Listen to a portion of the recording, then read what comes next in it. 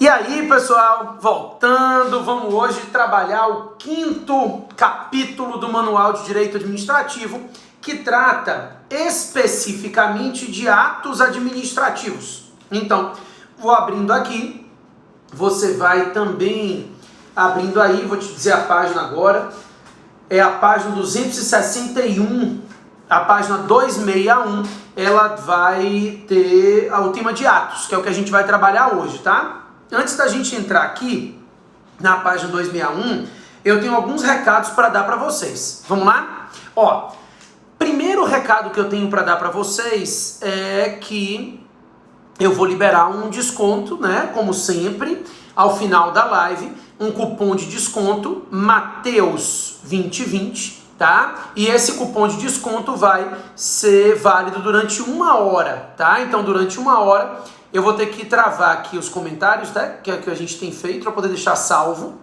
Então, eu desativo os comentários, mas você pode mandar a sua dúvida pelo e-mail, fale com o Mateus, com TH, né?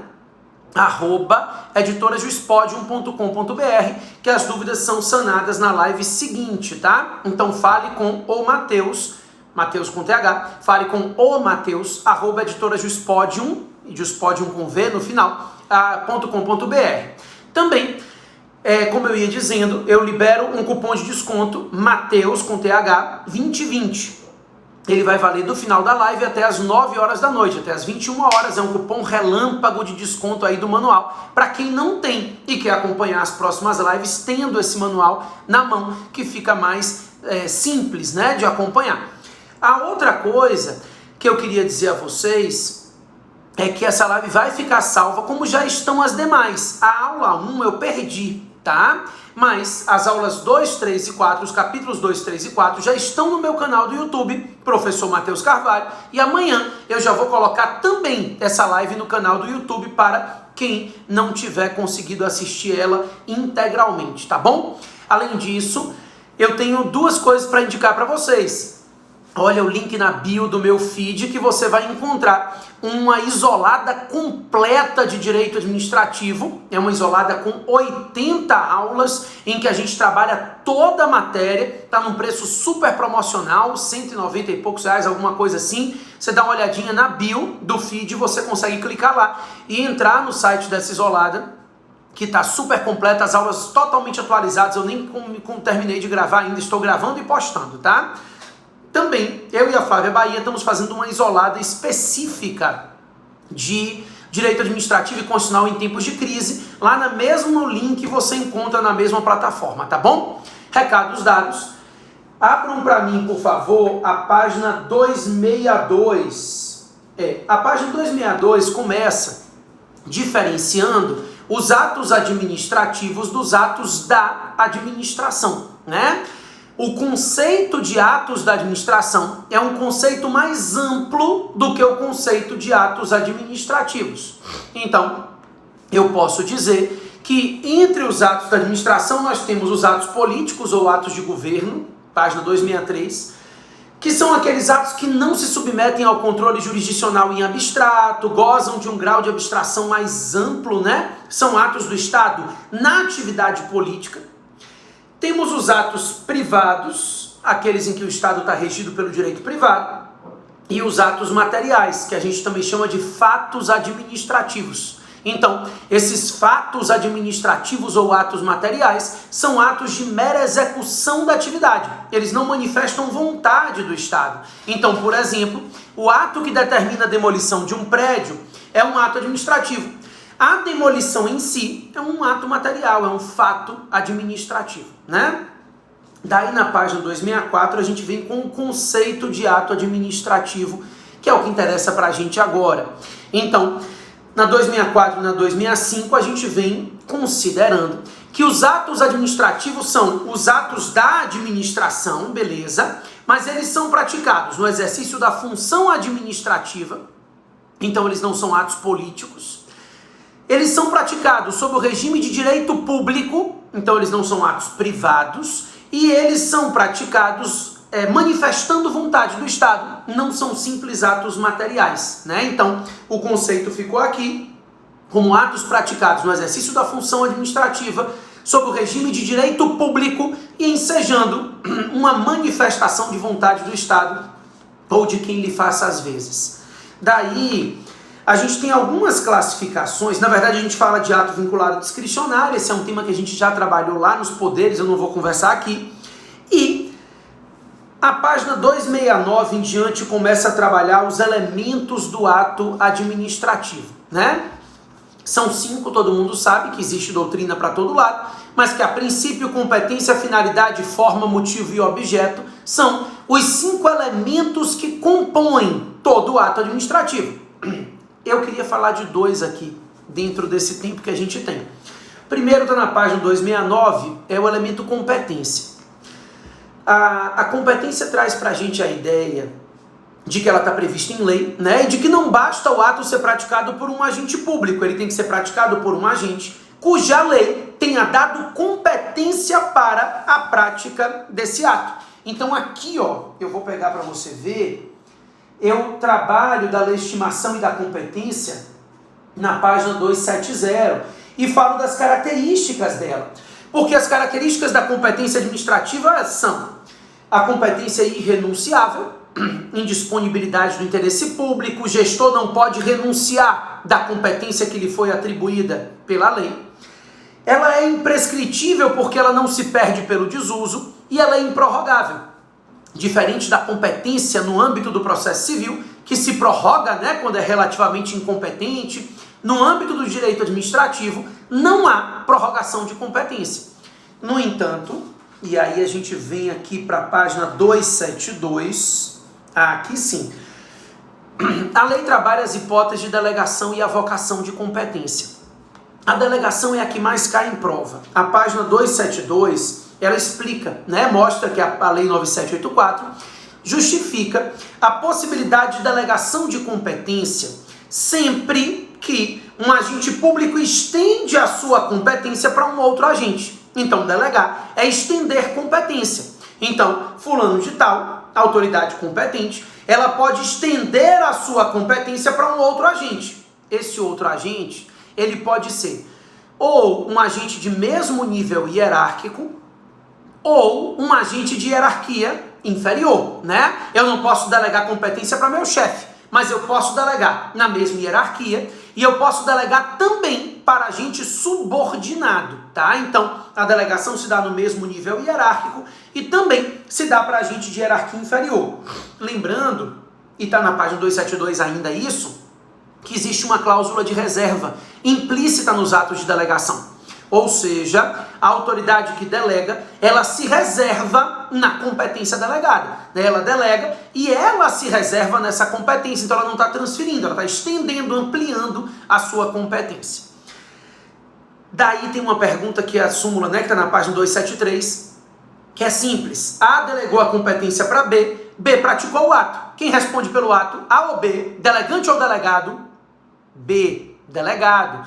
Quem pratica o ato responde pelo ato.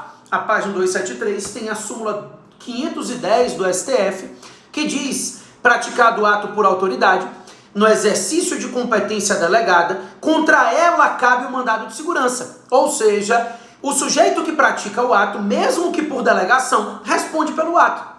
Se for impetrado um mandado de segurança em face desse ato, a autoridade coatora vai ser o agente delegado, vai ser o agente que praticou o ato. Lembrando que a lei traz 3 vedações à delegação de competência. Estou na mesma página, 273, né? A 273 fala que não há possibilidade de delegação para edição de atos normativos, decisão de recurso hierárquico, competência exclusiva. Então, em se tratando de competência exclusiva definida em lei como exclusiva, privativa delega, exclusiva não. Então, se a competência for exclusiva, se a gente estiver tratando de decisão de recurso administrativo, recurso hierárquico, ou se a gente estiver tratando de uma competência para edição de atos normativos, nesses casos não se admite a delegação de competência, né? Aqui tem uma atenção, um quadrinho de azul na página 273, e quando está escrito atenção é porque você tem que ter atenção, né? Obviamente. Então, o artigo 84, parágrafo único da Constituição, traz uma exceção a essas regras. Então, embora a lei diga que não se pode delegar ato normativo, decisão de recurso hierárquico, competência exclusiva, o artigo 84, parágrafo único, permite que o presidente da República delegue a ministro de Estado, ao Procurador-Geral da República e ao Advogado-Geral da União a competência para editar decretos autônomos, aqueles do artigo 84, inciso 6. Então, aqueles decretos do 84.6, né, para extinção de cargo vago, esses podem ser delegados. Decreto é ato normativo, mas admite delegação nesses casos por expressa disposição constitucional, artigo 84, parágrafo único. Então, essa atençãozinha aqui da página 273 já marque como relevante. Daí, a gente vai pular aqui finalidade, forma, tudo importante, tá? Você vai dar uma estudadinha. Inclusive, vou até fazer uma ressalva na página 278, quando eu falo da forma, eu falo do silêncio, para lembrar vocês que o silêncio administrativo não está apto a produzir efeitos. Porque na prática, a gente ouve assim, quem cala consente, né? No âmbito do direito administrativo, quem cala, cala. Ou seja, a ideia é de que o sujeito que se calou, ele não pode consentir pelo fato de ter se calado. O raciocínio é de que o silêncio da administração pública não está apto a produzir efeitos. Esse silêncio não produz efeitos, ok? Beleza, claro que em algumas situações a própria lei atribui efeitos ao silêncio, mas em regra o silêncio não está apto a produzir efeitos. Daí vem motivo. Cheguei no que me interessava conversar agora. Página 281 vai falar do elemento motivo. E aí o 281 e a 282 começa explicando que o motivo nada mais é do que aquela situação de fato e de direito que deu ensejo à prática do ato, né? Então, o motivo são as situações previstas em lei que, quando ocorrem de fato, justificam a prática desse ato. A lei, a doutrina então, e aí está na página 283, ela diferencia motivo de motivação. Isso, o motivo é a situação de fato e de direito que justifica a prática do ato. Então, aquela situação prevista em lei que, quando ocorre de fato, dá ensejo à prática do ato. A motivação é a exposição dos motivos. A motivação é a fundamentação do ato. E é um princípio, né? Quando a gente estuda os princípios da administração pública, um dos princípios é a motivação. E aí eu vou explicando que nem todo ato tem motivação. Todo ato tem motivo. Não existe ato sem motivo, tá? O motivo é o elemento do ato, mas nem todo ato tem motivação. Estou chegando na 286 na página, tá? Tem até um QR Code para vocês assistirem aí depois. Mas o fato é que, quando eu digo a vocês que nem todo ato tem motivação, o exemplo mais comum das provas de vocês é o ato de exoneração de servidores comissionados. Porque a Constituição, ela diz que os cargos em comissão são cargos de livre nomeação e livre exoneração. Então, se a exoneração do servidor comissionado é livre, significa dizer livre de motivação. Não precisa exonerar o servidor comissionado. No entanto, mesmo que a motivação não seja necessária, se a motivação for feita, ela vincula o ato. Então, vamos lá. Eu trago na página uma situação aqui na página 286. Eu digo o seguinte, primeiro parágrafo aqui da 286. Mesmo nas situações em que a motivação não se faz necessária por expressa dispensa legal, se o ato for motivado e o motivo apresentado não for verdadeiro ou viciado, o ato será inválido. Isso é a teoria dos motivos determinantes. Então imagine que a Andréia, que é minha assessora, servidora comissionada, imagine que um dia eu cheguei na procuradoria e tinha um processo escondido debaixo da gaveta. Como eu comecei a desconfiar da Andréia, eu mandei ela embora. Servidora comissionada, a exoneração não depende de motivação. Mas eu fiz. Eu disse, estou exonerando a Andréia por motivo de corte de gastos. Motivo falso. Quando ela descobriu que era falso, ela pediu a nulidade do ato. A questão é, esse ato sequer dependia de motivação. O fato dessa motivação ser falsa justifica a nulidade desse ato? Justifica. Então a teoria dos motivos determinantes da página 286 é essa. a ideia de que mesmo nas situações em que não haja necessidade de motivação, se a motivação for feita, ela vincula o ato. E aí, se os motivos apresentados forem falsos ou viciados, o ato também é viciado, tá? Isso é a teoria dos motivos determinantes. Daí, na página 287, eu faço uma ressalva bem importante. Se puder, grifa aqui para mim. A 287 trata da situação da LINDB, né? A LINDB é o Decreto-Lei 4657, a Lei de Introdução às Normas do Direito Brasileiro. E a LINDB, pessoal, ela foi alterada em 2018, né? Na página 20, essa LINDB, ela acabou estabelecendo uma regra interessante. Ela diz assim, eu vou ler o artigo 20, estou lendo a página 287 do livro. Nas esferas administrativa, controladora e judicial, o que me interessa é a esfera administrativa, não se decidirá com base em valores jurídicos abstratos, sem que sejam consideradas as consequências práticas da decisão. É o que a gente chama de princípio do consequencialismo jurídico. Isso também está aqui nessa página 287. E o consequencialismo, ele justifica a prática de atos discricionários, mas sempre motivado. E não é somente motivado, é motivado com aspectos práticos, levando em consideração as consequências práticas da decisão, e não somente os valores jurídicos abstratos, tá? Esse consequencialismo jurídico está bem na moda.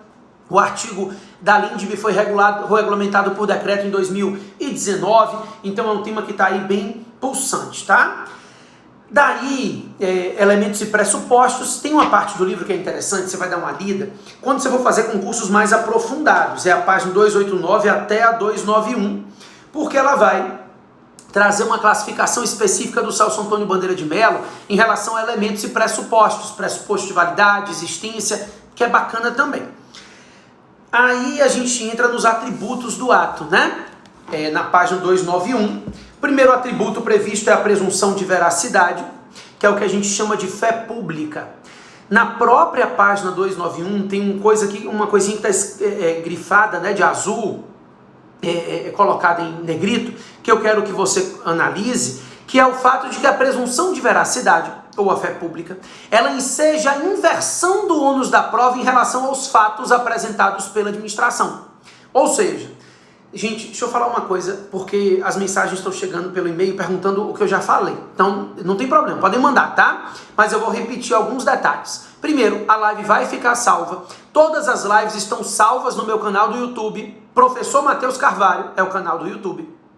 Segundo, quem chegou atrasado então pode pegar. Segundo, toda quarta-feira às 19 horas a gente continua fazendo o estudo com o autor. Hoje é o capítulo 5, na próxima quarta-feira vai ser o 6 e assim sucessivamente.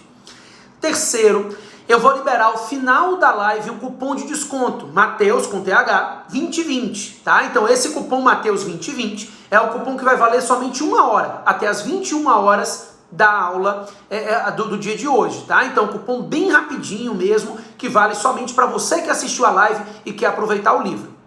O quarto, ninguém me perguntou, mas eu digo, entra no meu canal do Aprenda, o link tá na bio do meu Instagram, e lá tem um curso bem bacana para vocês, que é o curso completo de Direito Administrativo, começando do zero, com toda a matéria, 80 aulas, e tem um outro curso que eu fiz com a professora Flávia Bahia, de Direito Administrativo e Constitucional em tempos de crise, para debater os temas de coronavírus, tá? Esse segundo curso é menorzinho, mais baratinho também, mas os dois cursos são muito bacanas, e a isolada começando do zero é muito importante para quem está querendo aprender essa matéria, tá bom? Tá com preço bem bacana. Mas vamos lá. A presunção de veracidade gera a inversão do ônus da prova, por quê? Porque no momento que o ato é praticado, a administração não precisa dizer e provar a verdade do que ela diz. Então você atravessou um sinal vermelho, um guarda viu, ele manda multa para sua casa sem foto, sem nada. Você vai dizer, prove que eu estava lá, e ele vai dizer, prove que você não estava. Isso. Essa presunção de veracidade inverte o ônus da prova em relação aos fatos. A administração não precisa provar o que ela diz. É você que tem que provar que o que ela está dizendo não é verdade. Lembrando que essa presunção de veracidade é uma presunção relativa, por isso que admite prova em contrário. A presunção de legitimidade, página 292, já não é relativa, né?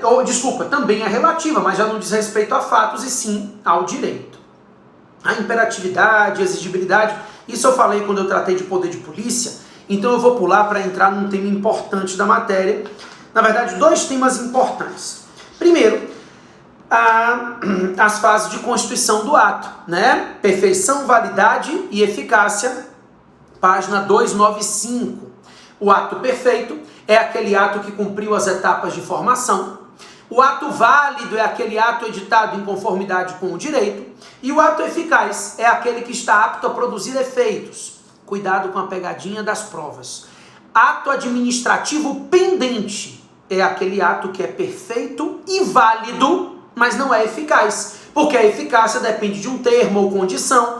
Isso é o que a gente chama de ato pendente, tá? Então, um ato que depende de um termo inicial ou de uma condição suspensiva é um ato pendente. Ele já é perfeito e válido, mas ele é pendente. Daí eu falo dos elementos acidentais do ato administrativo, que são justamente esses: condição, termo e encargo. Esses elementos acidentais foram perguntados numa prova de delegado de São Paulo. Cuidado com isso, tá? Então a condição, termo e o encargo são elementos acidentais porque diferem a eficácia do ato. O ato já é perfeito e válido, mas ele tem a eficácia diferida, tá? Daí tem várias espécies de classificação de atos. Uma delas me interessa bem, que é a que diferencia os atos em atos... Deixa eu chegar nela aqui, eu vou te dizer já a página.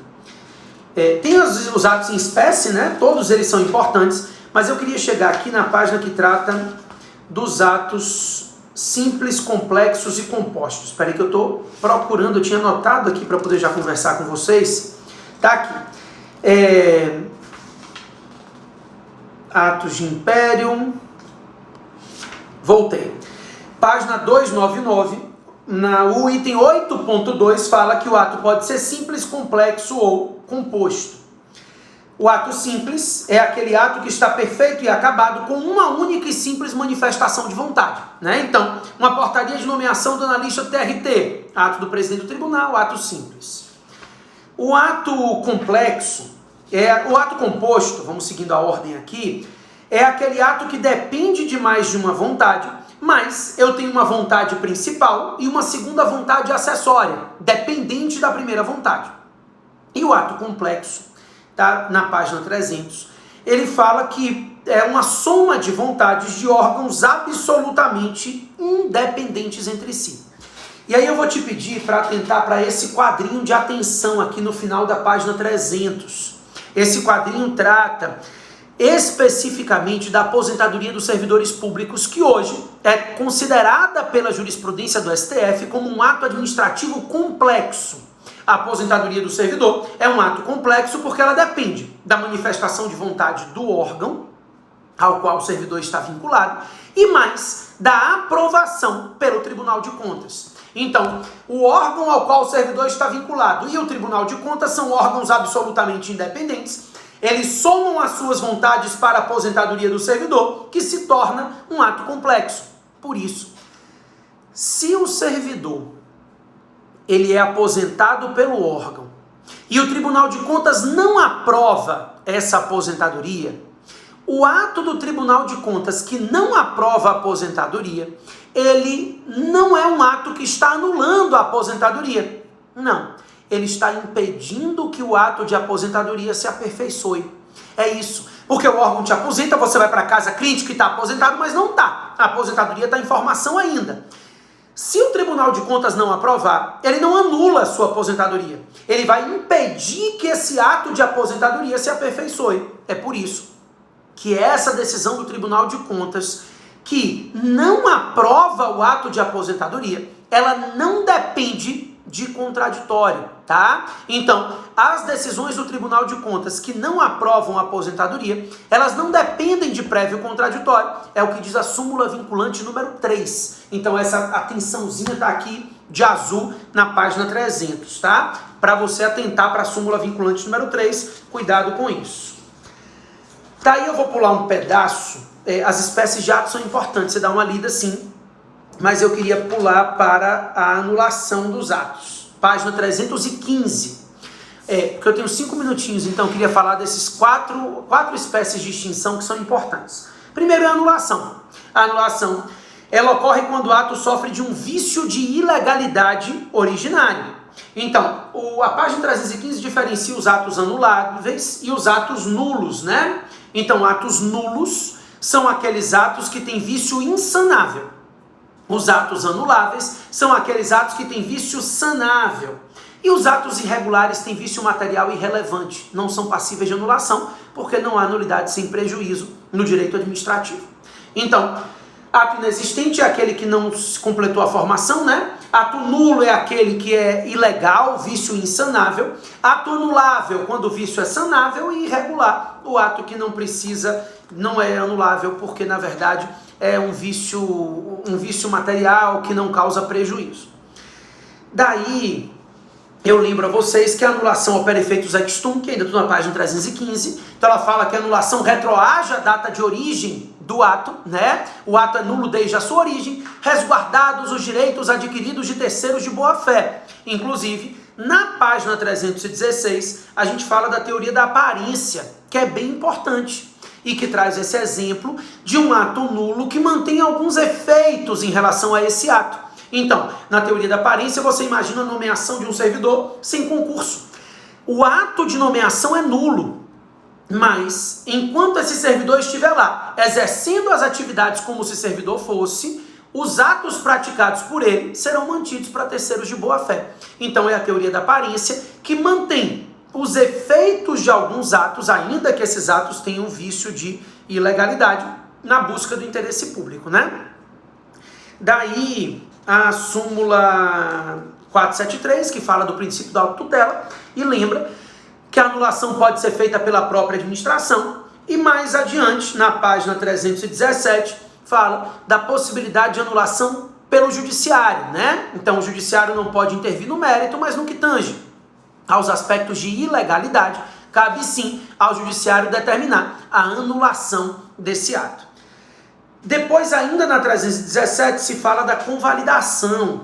A convalidação é importante você entender 2 pontos.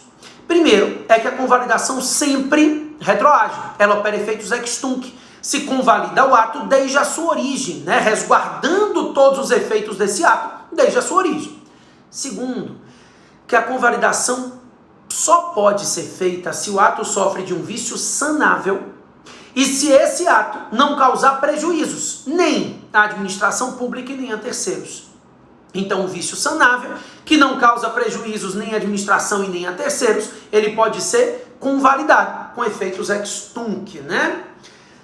Daí, na página 319, vai se explicar acerca da revogação. Revogação sempre para atos válidos, porque a revogação é a retirada por motivo de mérito, interesse público, oportunidade e conveniência, né?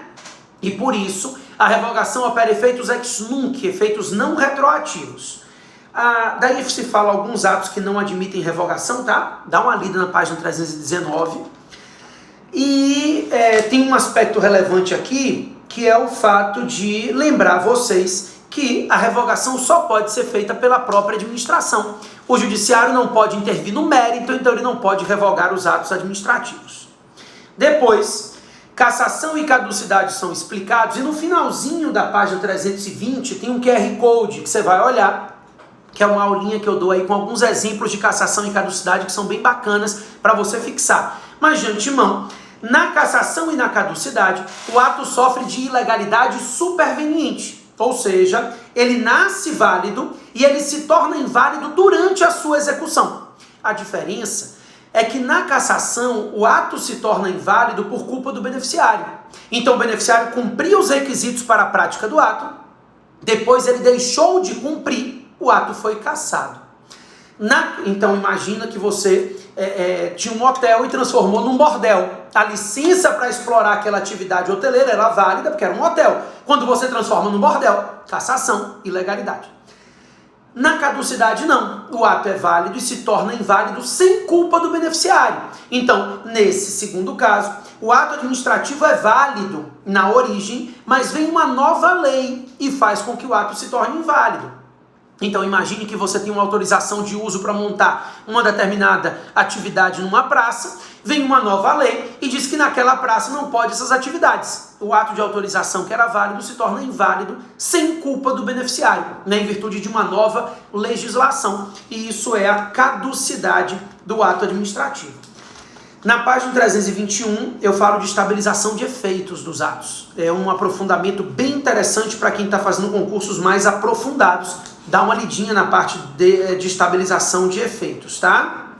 E no próximo capítulo, a gente já vai tratar de responsabilidade civil do Estado. É o tema da nossa próxima live. Quero lembrar que vai ficar disponível um cupom de desconto, Mateus 2020, Mateus com TH 2020, eu vou postar no feed agora, somente uma horinha até as 21 horas de hoje.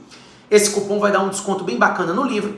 Quero lembrar ainda que na próxima quarta-feira, às 19 horas, a gente vai tratar o capítulo 6 do manual, Responsabilidade Civil do Estado. É o tema que a gente vai trabalhar na live na próxima quarta-feira. E quem tiver interesse numa isolada super completa de direito administrativo, vai lá no aprenda.com.br/Mateus Carvalho e encontra a minha isolada começando do zero, tá bom? Pessoal, um prazer estar com vocês aqui todas as quartas-feiras. Na próxima quarta a gente se encontra, vamos juntos. Essa live vai ficar salva no meu canal do YouTube, Professor Mateus Carvalho. Beijão.